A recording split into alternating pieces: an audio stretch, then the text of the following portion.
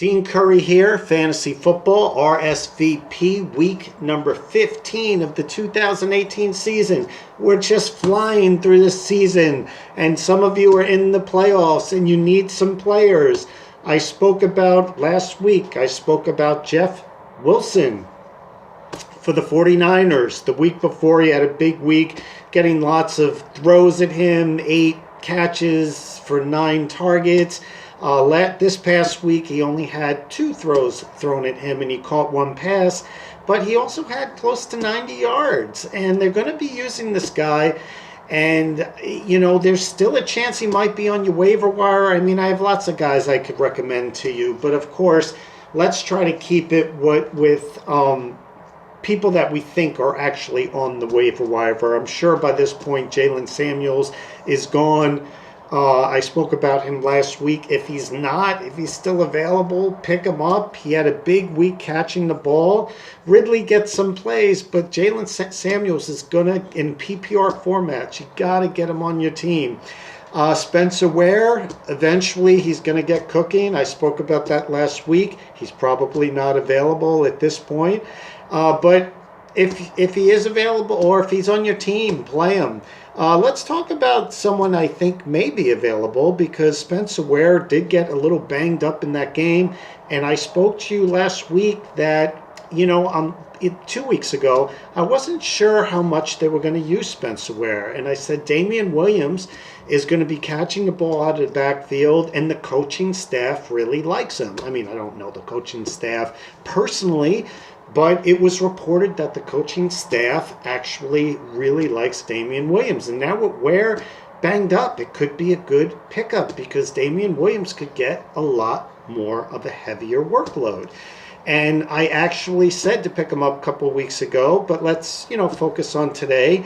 If he's available, and I'm sure he's available on your waiver wire, you might want to pick him up. And someone I've been mentioning for about 4 weeks now, almost 5 weeks, is Ito Smith.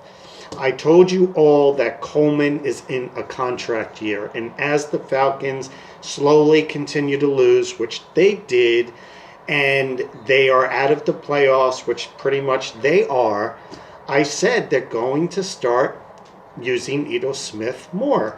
And 3 weeks ago, a little bit. 4 weeks ago, a little bit. 2 weeks ago, maybe a couple of more carries. 2 weeks ago, a little bit more. And then, boom, this past week, he actually got double-digit carries. And his numbers are climbing. And they're not going to keep Coleman, not going to pay Coleman. They already have Freeman under contract, and they're going to see what Ito Smith has, because he's going to fill the Coleman shoes. So I really think that, Ito Smith is a great pickup at this point of the season. And judging from last week, they're starting to use him more. And, nobody, even Michael Jordan misses a couple of shots from time to time. Nobody gets everything right. These are just trends in plays, and I'm going to be right more than I'm wrong. Put it that way. A lot more right than I'm wrong. But Ito Smith, I think, is a really, really smart play. As far as wide receivers, you start seeing trends. You have a new coaching staff in, Green Bay, and you're always wondering about how are they going to play their players with the new coaching staff. And one thing I did notice, I thought a few things. I wanted to see how they were going to use Jimmy Graham. And he had a huge drop. Otherwise, his day would have been quite different. But I also wanted to see how they were going to use the team as a whole. And what I saw is, and of course he's getting healthier, and they used him before, was the usage of Randall Cobb. And I knew Aaron Jones, they would probably use him more effectively eventually. They didn't use him early in the game, but eventually they did. But what I saw was Randall Cobb is getting healthier, and they've used him a lot in Green Bay in the past. He has a trust factor with Aaron Rodgers. But what I saw was a healthier Randall Cobb and a concerted effort to get him involved. I bring him up because there's a chance he might be on your waiver wire. And there's lots of players, like I said, I could mention to you, but during waiver wire, I only like to mention people I feel could potentially be on your waiver wire. And I have a feeling Randall Cobb maybe So I'm mentioning him today, and I liked his usage and in the game plan. And, not to knock the previous coach because he liked Cobb too, but they just seem like they're using him. As far as I don't usually recommend two wide receivers on the same team in a set waiver wire because chances are there's not two available players at wide receiver for waiver wire, but this week I think there is. And I have a feeling, not just a feeling, I've been getting comments about it, that Adam Humphries is still available on your waiver wire. And if he's not, Chris Godwin might be available on your waiver wire. And I mentioned this last week, and I'm going to mention it again. Sometimes you got it, and this is what this YouTube channel is all about, is everyone can come up, tell you analytics, and, who's a good defense, who's a bad defense, and all those things. But we also, on this channel, like to think out of the box. And we like to think about game scripts, and we like to think about trends.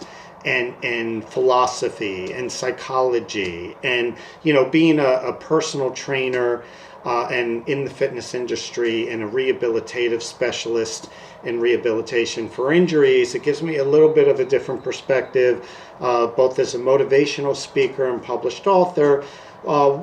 Game trends and the psychological aspect of football, as well as what players with certain injuries are capable of doing. I mean, I've worked with people with sprained ankles, sprained shoulders, sprained just about everything, and helped them, nurse them back to health. And we're talking about tens of thousands of people. And you start to understand what the difference between a low ankle sprain and a high ankle sprain and all these things.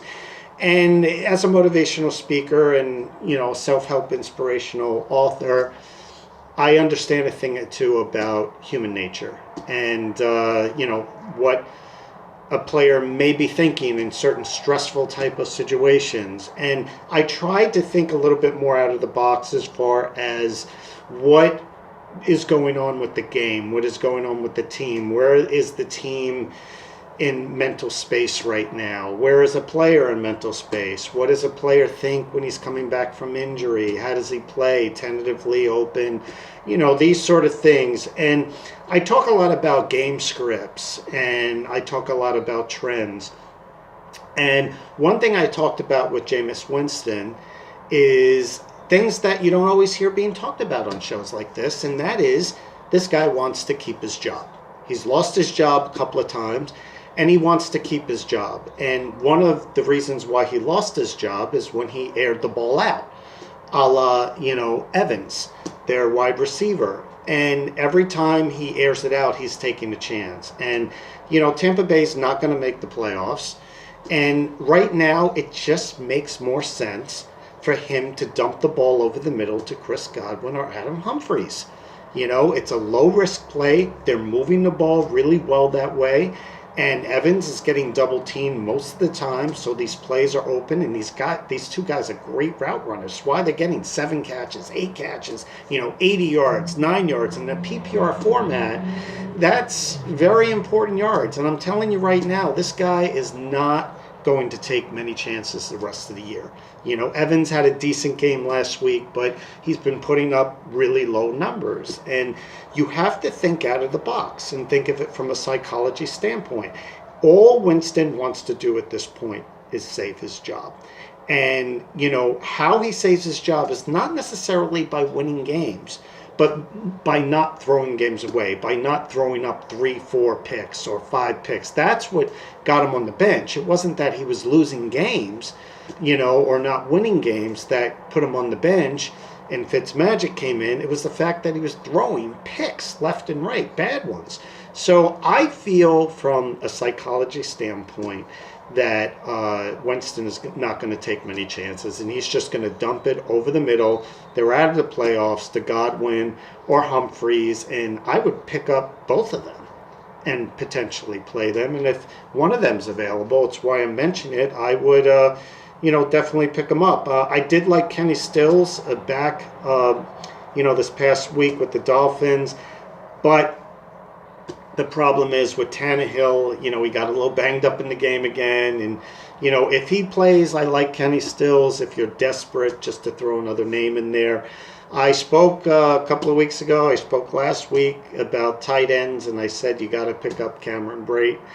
And, there was a week there that he just had a touchdown the week before this past one, and he didn't have many, yards, but now, he had a really good week.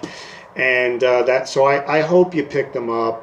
Austin Hooper could have been a good pickup if he was available, but now he's injured. And one thing I spoke about last week is I told everyone to pick up Vernon Davis. Some of you may have, some of you may not have, and the reason why I told you is you didn't have to necessarily play him, but put him on your bench because Jordan Reed always gets injured.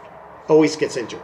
Sure enough, this past week, Jordan Reed got injured. So I hope you picked him up. If you did not pick him up, a lot of people always say, I don't have room on my fantasy team because, I, have all these great players who they never play. If you're not playing a guy 3, 4, 5, 6 weeks, you can put a guy on your team that is like a handcuff, like Vernon Davis. Vernon Davis even gets points when Jordan Reed plays. But now, if he's available, by all means, pick him up because he would be a fantastic play this week at tight end. And I think that would be a really, really good play. There's actually a guy named Anthony Fixer. I know you're all looking at me like I'm crazy, but he plays for Tennessee. And Jonnu Smith actually went down. And Tennessee's going against the Giants. They actually like to throw the ball to the tight end. So that might be something you might want to look at as well. It's slim pickings for tight ends, so I'm just trying to think a little out of the box. Who might be available? I'm sure, Anthony Fixer is available, and they like to throw to that tight end. And I'm just saying, if you're desperate and you have nothing else, it could potentially be an option. Now, I told everyone 2 weeks ago to pick up Dak Prescott.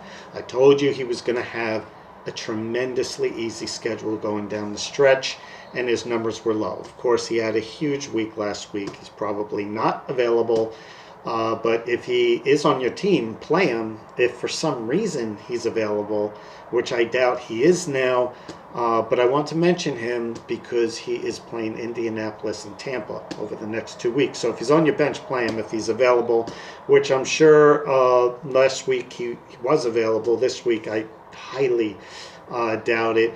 I still like Josh Allen of the Bills. I like Baker Mayfield still.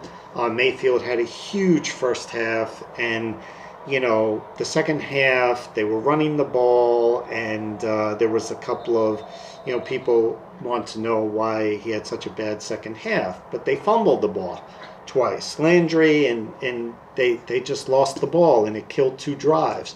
Otherwise, his fantasy numbers would have been higher. And a lot of leagues I saw, he had 15, 18, 19 points inside of the first half.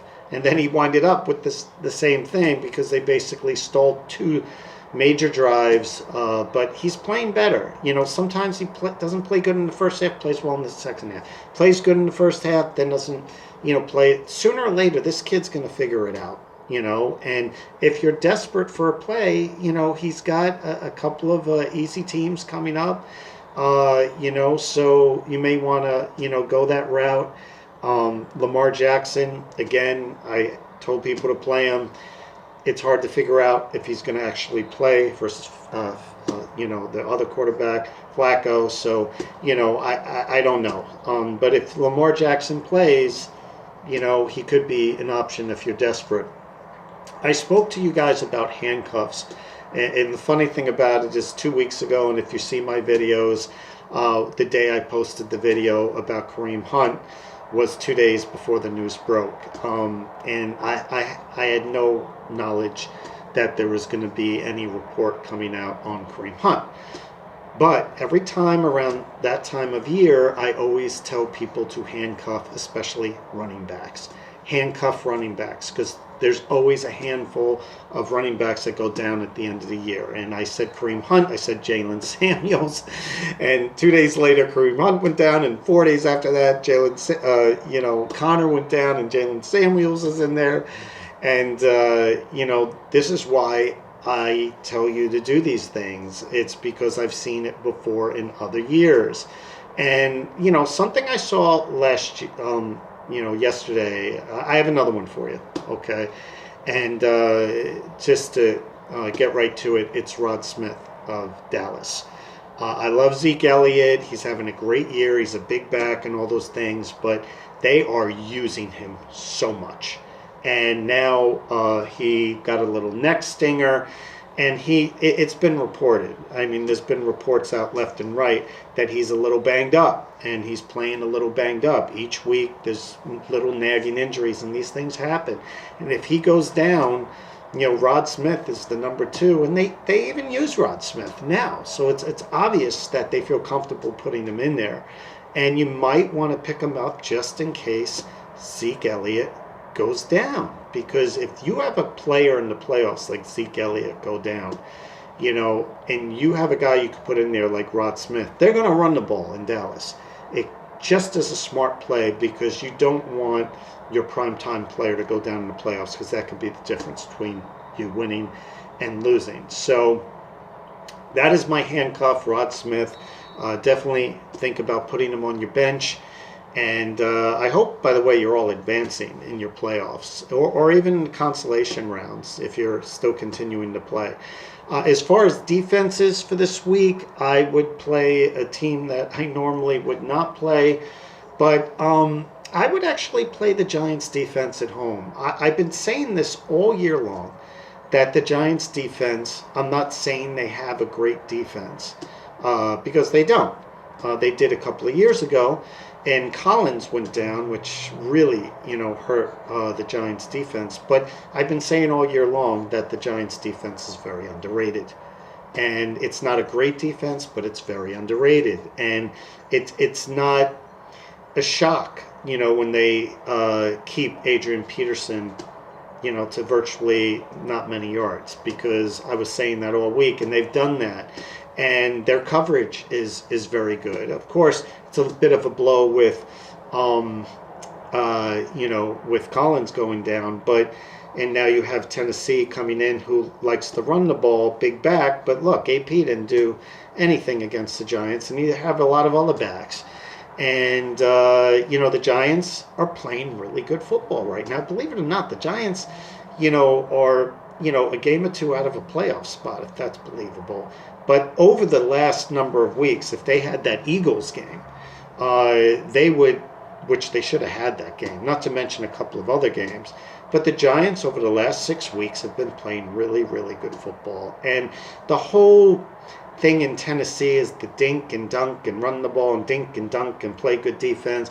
I've been saying this all year long, that although they, had a great week last week, they had a running back in Henry that ran for like 250 yards. So, so it makes them think that that's going to work. That's not going to work against the Giants defense. And I really like them at home, and they're just playing good football right now.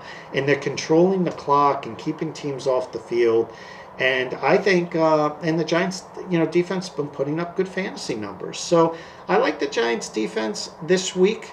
And I also really like their kicker, Aldrick Rosas. And the reason why, Tennessee has a good red zone defense. They have a very good defense, which in the Giants, which means they're going to have a hard time, the Giants, getting into the end zone. And the Giants do have a hard time getting into the end zone. They're a bad red zone offense, and they're playing a very good red zone defense, which is a fantastic recipe if you have a very accurate kicker, in which they do. I think he's missed one field goal all year long, Aldrick Rosas, and he's been putting up almost double-digit fantasy numbers every single week. So you might want to consider picking him up, and that's pretty much it. I'm Dean Curry, Fantasy Football RSVP. If you have any questions, certainly post your questions and subscribe. I'm going to have lots of videos coming out, more and more and more, even in the off season.